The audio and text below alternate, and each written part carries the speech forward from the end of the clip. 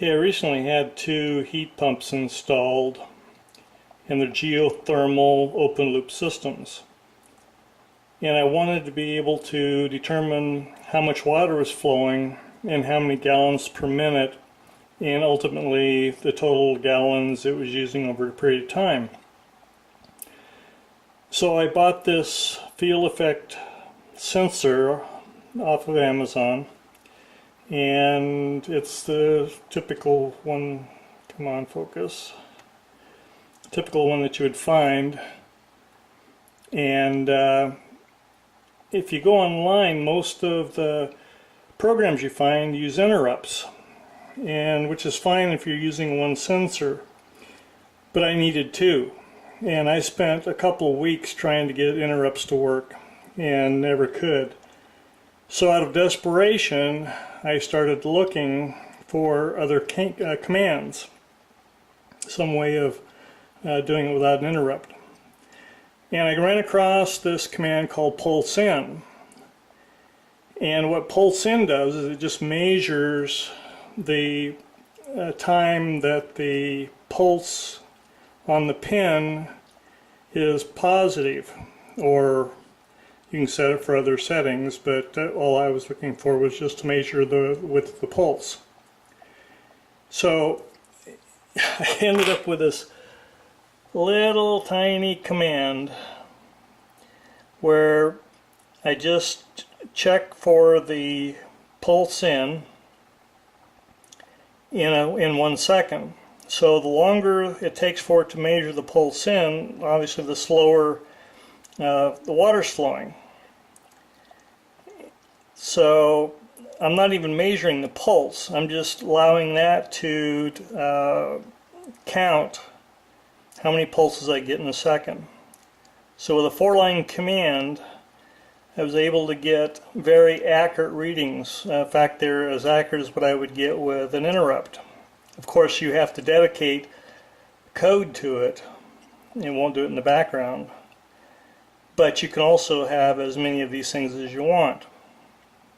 And it worked out extremely well. Both sensors measure very, very accurately. And I need to say that I am not an engineer, I'm not a programmer, so I'm just kind of hacking my way through this. The other thing that I needed to do was to measure the depth that I'm capturing the water out of my heat pumps in 1,500 gallon total totes. Each tote is 275 gallons. And I found this water pressure sensor that works really well for totes. It's 5 volts and it's an analog read. So all you do is connect them up and read the pin, and it will give you the percentage that the tank is full. And it's a MPX 5010DP. Now they make another one, oh that's nice, they make another one that is 2 volts that you need op amp for. Stay away from that one, I tried that. Anyway, I'll show you what I ended up with, and it worked out pretty good, I think. Okay, there's my geothermal heat pump by water furnace. It's a series 7, and I gotta tell you, it's an incredible geothermal. We had our last water furnace lasted 25 years, and we just replaced it because the technology had gotten so much better. And then we put in a second heat pump that does our hot water. Okay, and then they both join together into one tube, 1-inch tube that comes out and feeds these 275 gallon totes. Okay, and here's that sensor, the pressure sensor. I mounted it up there and ran a tube down, as you can see, and then just used a threaded 90 degrees with a nipple on the end, and then used 3M 5200 marine adhesive, and that stuff sticks to anything. Anyway, this way the sensor is up out of the way. It doesn't get water in it or anything. Works really well. And then, of course, once I capture it, this is actually another project that I did a video on, but I'll run through it again real quick. I did this months ago. I just used standard contacts like you'd use in an RV gray water tank. So I've got a total of 5 sensors that I mounted. Well, 4 of them are actually readers. So what I do is I apply 5 volts down to the bottom here, and then I read each pin.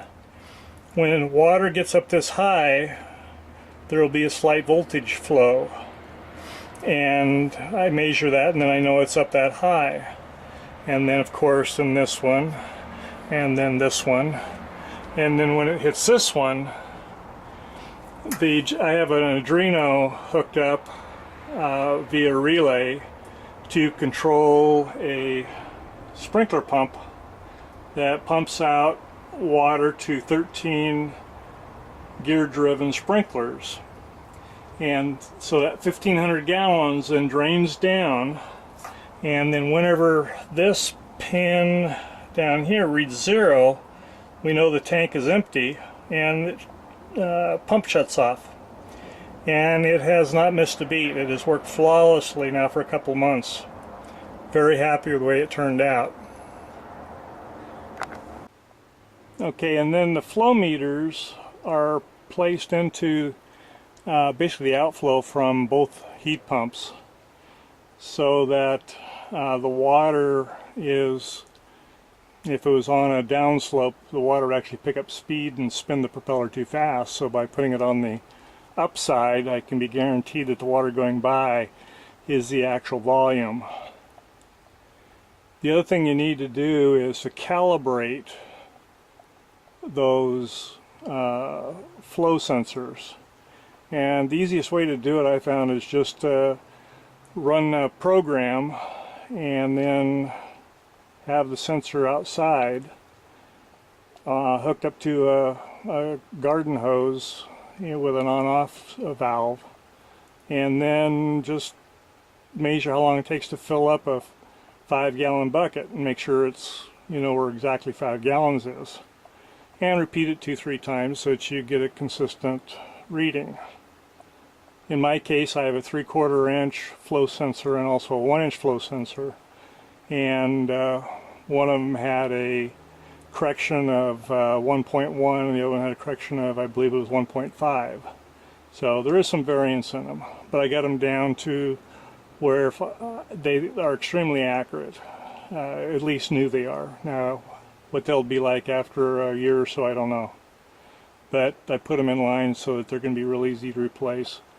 All the I use a shark bite with PEX pipe, so replacing them is just a matter of releasing the PEX pipe and taking it apart and putting in a new sensor and calibrating it, or I should say calibrating it, putting in a new sensor, attaching the wires, and you're ready to go.